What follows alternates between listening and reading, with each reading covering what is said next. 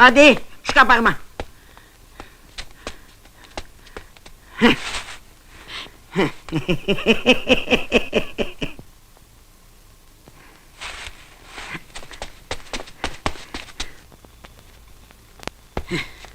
Yen görüm. Gideyim bay bayla.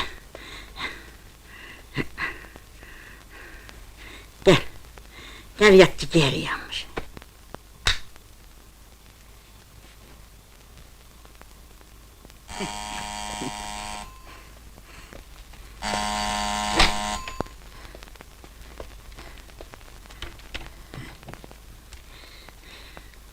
Ne olub belə hirsliysən? Ağız eli bildim uzun ömür düşürü müşafirdi da. Hə, mən də gördüm pəncərədən harısı yamanca qaçırdı. 10 parmağa, nenesi için kefen alma. Aa! Ya Allah! Oturma! Çık onu ver bana. Aa! Onu görüm tesbih sahibi, ona kanım olsun kanım. Yavaş, sındırarsan. Qorxma, sınmaz.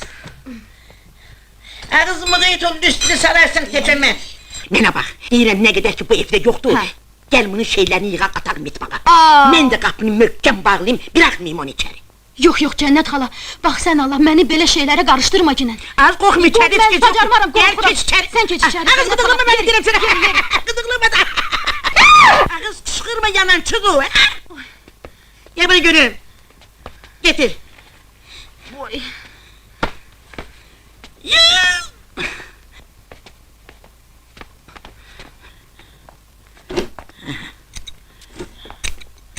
Bunu nə edirsən ay Cənnət xala? İşin olmaz, gel dalınca.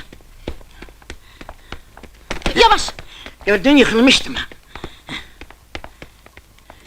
Çık kapını. Heh. Dur. Buraya gel. Dur hele. Hı?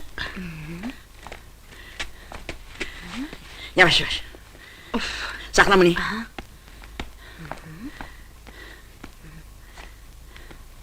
Bir saat ya. Hı?